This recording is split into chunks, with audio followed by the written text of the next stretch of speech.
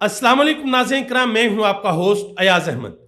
नाज़रीन किराम, चंद दिन कबल अमेरिका से एक वफद पाकिस्तान आया था और उन्होंने पाकिस्तान में आकर अहम तरीन लोगों के साथ मुलाकातें की थी। पाकिस्तान के आर्मी चीफ के साथ भी मुलाकात की थी। उस वफद के जो सरबराह थे जैक ब्रैगमैन, उन्होंने अमेरिका वापस जाकर एक ट्वीट किया है इमरान खान की रिहाई के हवाले से।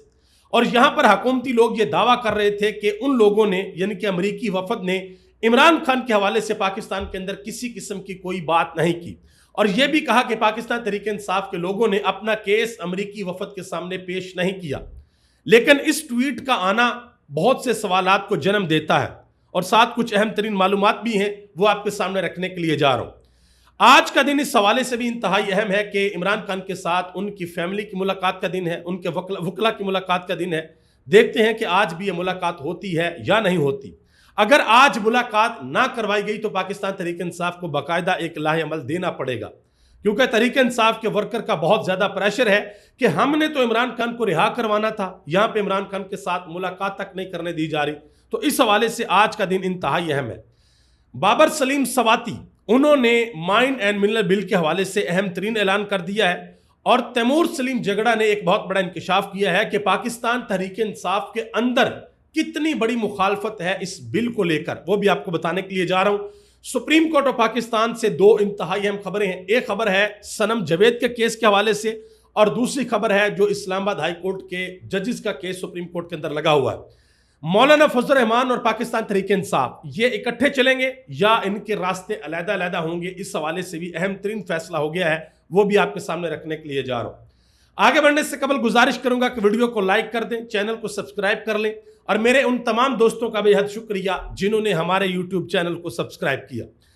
नाज़रीन किराम, सबसे पहले बात करते हैं जैक ब्रैगमैन की। उन्होंने पाकिस्तान में आने से पहले अमेरिका के अंदर एक मुलाकात की थी और वो मुलाकात हुई थी पाकिस्तान के साबिक सदर आरिफ अलवी और पाकिस्तान तहरीक इंसाफ के रहनुमा डॉक्टर शहबाज गिल के साथ। ये मुलाकात उन्होंने अमेरिका के अंदर की। फिर वो अपने 3 साथियों के साथ पाकिस्तान आए और पाकिस्तान के अंदर आकर भी उन्होंने अहम तरीन लोगों के साथ मुलाकात की, जिसमें पाकिस्तान के आर्मी चीफ भी शामिल थे। और उसके बाद फिर वो अमेरिका वापस गए हैं और वहां पर जाकर उन्होंने इमरान खान की रिहाई के हवाले से एक ट्वीट किया है। यह ट्वीट आपके सामने है, जिसमें वो वाज़ह तौर पर कहते हैं कि पाकिस्तान के अंदर और अमेरिका के अंदर मैं रहनुमाओं से मिला हूं, कम्युनिटीज से मिला हूं और उनसे मैंने बातचीत की है और मैं इमरान खान की रिहाई के लिए अपने मुतालबे की तस्दीक करता हूं कि जो मुतालबा मैंने पहले किया था कि इमरान खान को रिहा करो, मैं अब भी अपने उस मुतालबे की तस्दीक करता हूं कि मैं आज भी ये मेरा मौक़िफ़ है कि इमरान खान को रिहा किया जाए, पाकिस्तान के अंदर जमहूरियत को बहाल किया जाए। ये उन्होंने ट्वीट किया है। अब इसके ऊपर डॉक्टर शहबाज गिल ने एक व्लॉग किया है। उन्होंने कहा, जी जैसे ही ये वफद अमेरिका के अंदर वापस आया, मेरी बात हुई है जैक ब्रैगमैन के साथ और तफसीली बात हुई है। उन्होंने कहा कि हालात और वाक़यात और बातें उस तरीके से नहीं है जिस तरीके से इस हुकूमत ने बताई हैं, क्योंकि इस हुकूमत ने यह तासर दिया कि साड़ी गल हो गई है और अगर बात हो गई थी तो फिर इमरान खान के हवाले से कोई ट्वीट ना आता। हाँ, एक बात सच है और वह बात यह है कि जैक ब्रैगमैन ने पाकिस्तान के अंदर भी एक स्टेटमेंट जारी की थी और उन्होंने उस स्टेटमेंट के अंदर इमरान खान का कोई जिक्र नहीं किया था। लेकिन अब जब वो अमेरिका वापस गए हैं तो जाते उन्होंने चंद दिनों बाद ट्वीट किया इमरान खान के हवाले से कि इमरान खान को रिहा होना चाहिए, इमरान खान की रिहाई बनती है। अब इस हवाले से डॉक्टर शहबाज गिल का दावा है कि बहुत सी चीज़ें हुई हैं और आने वाले दिनों में ये चीज़ें आपको पता चल जाएंगी कि चीज़ें क्या हुई। देखिए, मैं इसमें एक और चीज़ आपको बता दूं, मैं पहले भी कई बार आपको यह कह चुका हूं और इमरान खान खुद ये बात कहते होते हैं कि there is no free lunch. अगर कोई आपके लिए कुछ करेगा तो वो आपसे कोई ना कोई कीमत वसूल करेगा। अमेरिका अगर गवर्नमेंट लेवल के ऊपर आकर इस हुकूमत पे, पाकिस्तान की हुकूमत पे प्रेशर डालता है कि इमरान खान को रिहा करो, तो फिर वो कीमत वसूल करेंगे, चाहे वो इधर से करें या चाहे वो इधर से करें, यानी कि तरीके इंसाफ से करें या फिर हुकूमत से करें। तो देखते हैं कि आने वाले दिनों में क्या होता है। बहरहाल इस ट्वीट को पाकिस्तान के अंदर बहुत ज्यादा डिस्कस किया जा रहा है। लोग यहां तक लिख रहे हैं अताउल तारड़ साहब को टैग करके कि तारड़ साहब बताएं अब इस ट्वीट का क्या करना है। जुनेद सलीम ने कहा, उन्होंने कहा, जी खाकसार ने गुज़िश्ता हफ्ते जैक ब्रैगमैन के दौरा पाकिस्तान के दौरान ही अर्ज कर दिया था कि ब्रैगमैन का असल बयान वो होगा जो वो अमेरिका पहुंच कर देगा। उन्होंने कहा कि देख लीजिए, वही पुराना मुतालबा, वही नारा पुराना, इमरान खान को रिहा करो। अच्छा, एक और भी बड़ा इंकशाफ हुआ कि जिस वक्त तो पाकिस्तान के अंदर मौजूद थे तो उन्होंने इस ख्वाहिश का इजहार किया था कि मैं पाकिस्तान के अंदर कुछ सहाफ़ियों को मिलना चाहता हूँ, इमरान खान की फैमिली से मिलना चाहता हूं या शायद इमरान खान के साथ भी मिलना चाहता हूं। हबीब अकरम ने इस हवाले से खबर ब्रेक की थी कि उन्होंने इस ख्वाहिश का इजहार किया था और फिर हुकूमत ने उनके सामने जो पापड़ बेले थे वो भी खुद में एक दास्तान है कि किसी तरीके से ये बंदे उनके साथ मुलाकात ना करें, जो वफद आया इनकी इंडिपेंडेंट लोगों के साथ मुलाकात ना हो जाए। बहरहाल आने वाले दिनों में ये स्टोरी मजीद क्लियर हो जाएगी कि मामला किस तरफ जाते हैं। बाबर सलीम सवाती, जिनके ऊपर आजम सवाती ने इल्जाम लगाए थे कि इन्होंने करप्शन की है, और फिर इमरान खान ने जो एहतसाबी कमेटी बना रखी है 3 रुकनी कमेटी, उस कमेटी ने इनको क्लियर किया कि जी इन्होंने किसी किस्म की कोई करप्शन नहीं किया। उन्होंने एक इंतहाई अहम बयान दिया है। उन्होंने कहा कि इस बिल का पास होना तो दूर की बात है, जब तक इमरान खान नहीं चाहेंगे इसके ऊपर मशावरत भी नहीं हो सकती और किसी का बाप भी इस बिल को पास नहीं कर सकता। अब ये वैसे बाप बाप बाप 3 बयान आ चुके हैं। सबसे पहले फैसल ऑर्डा ने दिया था कि किसी का बाप भी इस बिल को पास होने से रोक नहीं सकता।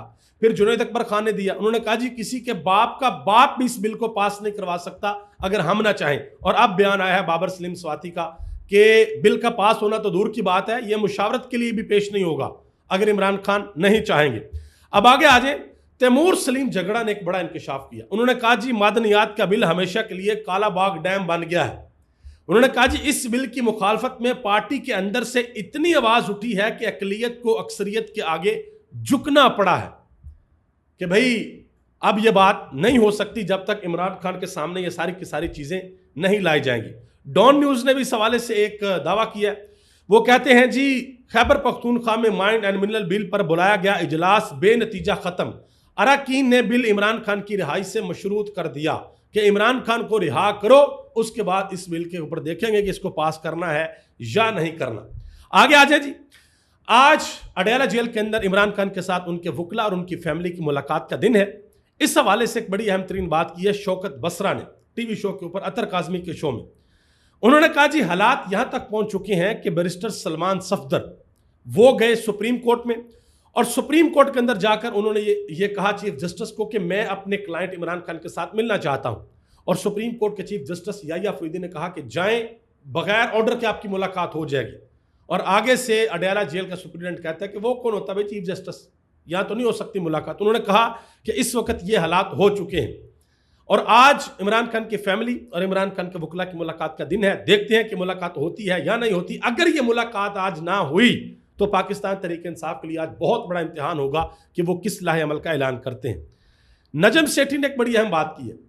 उन्होंने कहा जी लोग अलीमा खान के बारे में बात करते हैं। उन्होंने कहा जी अलीमा खान कभी भी अपने भाई के साथ सियासत नहीं खेलेगी, कभी भी इमरान खान के साथ सियासत नहीं करेगी। उन्होंने कहा कि अलीमा खान एग्जैक्टली वही बात करती हैं जो अंदर इमरान खान बात करते हैं। उन्होंने कहा कि बाकी लोग जो हैं वो अपनी मर्जी के मुताबिक अल्फाज का हेर फेर करते हैं, लेकिन अलीमा खान वही बात करती हैं जो मज़ाहमती बयानिया अंदर इमरान खान का होता है, वही बात बाहर होती है, वो चेंज नहीं करती। इसके अलावा अलीमा खान के बेटे हैं जी शराज खान, उन्होंने एक बड़ा अहम बयान दिया है। उन्होंने कहा जी मेरी वालदा जब एक चीज़ के पीछे लग जाती हैं, जब एक मिशन के पीछे लग जाती हैं, सोच लेती हैं, तो फिर वो कंप्रोमाइज़ नहीं करती, फिर वो अपने टारगेट को अचीव करके रहती हैं। और यही आदत इमरान खान के अंदर है, तो वही आदत उनकी बहन के अंदर भी डेफिनेटली होगी। सुप्रीम कोर्ट और पाकिस्तान के अंदर एक अहम तरीन केस लगा जी, पंजाब हुकूमत लेकर गई है केस सनम जवेद खान का कि उनकी जमानत को खारिज किया जाए। ठीक है जी, जो हाई कोर्ट ने फैसला किया बरीयत का उसको ख़त्म किया जाए। तो सुप्रीम कोर्ट के अंदर 3 रुकनी bench, justice Ishtiaq Ibrahim, justice Hashim Kakar और जस्टिस सलाहुद्दीन, इन तीनों ने यह केस सुना है और हैरान कुन रिमार्क्स उन्होंने आज दिए हैं। उन्होंने कहा कि पंजाब हुकूमत को 1 साल बाद याद आया है कि इस मुलजमा ने सनम जवेद ने 9 मई के अंदर क्या जुर्म किया है। उन्होंने कहा कि क्या पता कल को आप मेरा या किसी और का नाम भी 9 मई के मुकदमात के अंदर डाल दें। यह सुप्रीम कोर्ट का जज कह रहा है पंजाब हुकूमत को कि आप लोगों का क्या पता है कि आप लोग कल को मेरा नाम भी 9 मई के मुकदमात के अंदर डाल दे। तो ये 9 मई के मुकदमात के ऊपर बहुत बड़ा क्वेश्चन मार्क लगाया सुप्रीम कोर्ट के एक जज ने। अब बहुत से लोग बातें कर रहे हैं, बहुत से लोग कि हो सकता है कि ये बेंच भी टूट जाए या ये केस इनसे लेकर किसी और बेंच के अंदर ट्रांसफर कर दिया जाए। देखते हैं आगे क्या होता है। और मजीद उन्होंने ये भी कहा, उन्होंने कहा कि आपको मालूम है कि इस केस के अंदर क्या है। उन्होंने कहा कि बस हम कुछ ना ही बोलें तो ठीक है, और गैर मुअय्यना मुद्दत के लिए इस मुकदमे को अदालत ने मुलतवी कर दिया है।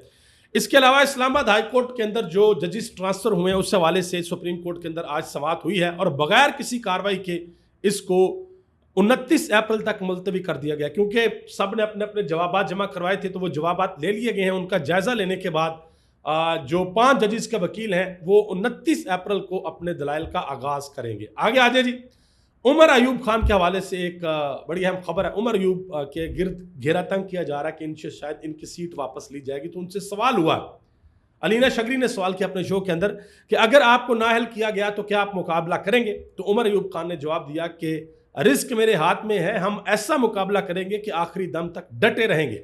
रिजल्ट अल्लाह के हाथ में है, लेकिन हम इमरान खान के साथ खड़े हैं और खड़े रहेंगे। मजीद उन्होंने एक और बात की, उन्होंने कहा जी पाकिस्तान तहरीक इंसाफ और मौलाना फजल रहमान अगर ये दोनों इकट्ठे नहीं होते, अगर मौलाना फजल रहमान हमारे साथ आकर नहीं मिलते तो कोई बात नहीं। उन्होंने कहा जी हम फिर अपना रास्ता लेंगे और वो अपना रास्ता लेंगे। उन्होंने कहा कि अगर हमारा साथ नहीं दिया जाता तो ये उनकी अपनी मर्जी है, उनकी अपनी जमात है। लेकिन इस हवाले से कामरान मुर्तज़ा ने एक बड़ी अहम बात की है ईसा नकवी के शो में। उन्होंने कहा कि इमरान खान ने हमारे साथ मामला तय करने की जिम्मेदारी असद कैसर को दी और बार बार राब्ता करने के बावजूद असद कैसर ने मुझे कोई जवाब नहीं दिया। उन्होंने कहा कि हमने अपोजिशन इत्तेहाद में कोई ओहदा नहीं मांगा था, हमने सिर्फ अपोजिशन इत्तेहाद के ढांचे के बारे में पूछा, लेकिन हमें कोई जवाब नहीं मिला। ये दावा किया जा रहा है कामरान मुर्तज़ा की जानिब से, जो कि JUIF के तर्जमान है। अब देखें पाकिस्तान तहरीक इंसाफ के इसके ऊपर क्या कहती है। और मौलाना फजल रहमान का अपना बयान ये है, उन्होंने लाहौर के अंदर मंसूरा में जमात इस्लामी के जो अमीर हैं हाफिज नईमुर रहमान, उनके साथ बैठकर एक मुश्तरका प्रेस कॉन्फ्रेंस की और उन्होंने कहा कि हम आज भी कोशिश कर रहे हैं कि पाकिस्तान तहरीक इंसाफ के साथ तल्लकात वहां पर ले जाएं जहां पर हम आपस में बैठकर बात करें। मतलब कि अभी तक तल्लकात वहां पर पहुंचे नहीं है, लेकिन तहरीक इंसाफ को एटलीस्ट ये पता लग गया कि उन्होंने आगे किस तरीके से चलना है। तहरीक तहफ़्फ़ुज़ आईन पाकिस्तान जो एक इत्तेहाद बना है उसके अंदर कौन कौन से लोग शामिल होंगे और किस तरीके से ये मामला आगे बढ़ेंगे। आगे आ जाए जी, हफीजुल्लाह नियाजी जो इमरान खान की बहन के शोहर हैं, उन्होंने एक बड़ी अहम बात की है। उन्होंने कहा जी इमरान खान जब से गिरफ्तार हुआ है उनकी सियासत ऊपर गई है और नून लीग फारग हो गई है, ख़त्म हो गई है। उन्होंने कहा कि 2022 के अंदर मैंने एक व्लॉग किया था कि वज़ीर आज़म शहबाज शरीफ तो नून लीग का बन गया है, लेकिन नून लीग की सियासत हमेशा हमेशा के लिए ख़त्म हो गई है। और ये बात बिल्कुल ठीक है, नून लीग की सियासत अब नहीं है, दूर दूर तक वोटों की सियासत उनकी बिल्कुल ख़त्म हो गई है। आगे आ जाए जी, अतर काज़मी ने एक बड़ी अहम बात की है।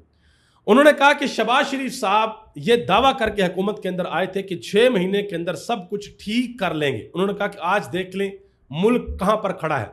ओवरसीज पाकिस्तानी जिनको ये कहा जाता था कि ये सिर्फ अपने वालिदैन की लाशें दफनाने के लिए पाकिस्तान में आते हैं, आज ओवरसीज पाकिस्तानियों का कन्वेंशन बुलाना पड़ गया है इस हुकूमत को। यह बात अतर काज़मी ने की है। आगे आ जाए जी, सिंध से एक बड़ी अहम खबर है और यह खबर कोई नहरों के हवाले से नहीं है, बल्कि खबर इस हवाले से है कि तकरीबन 52 करोड़ और 66 लाख रुपए की नई गाड़ियां खरीदी जाएंगी। जो कमिश्नर्स हैं और जो डिप्टी कमिश्नर्स हैं उनके लिए नई गाड़ियां, कमिश्नर्स को जो गाड़ियां मिलेंगी वो 1 करोड़ 80 लाख रुपए उनकी मालियत होगी और जो डिप्टी कमिश्नर्स को मिलेंगी उनकी मालियत 1 करोड़ 44 लाख रुपया होगी। और गरीब के बेचारे के पास 2 वक्त की रोटी खाने के लिए पैसे नहीं है। अभी तक के लिए इतना ही। आप सबका बहुत बहुत शुक्रिया। पाकिस्तान जिंदाबाद, पाकिस्तान के करोड़ों अवाम पाइंदाबाद।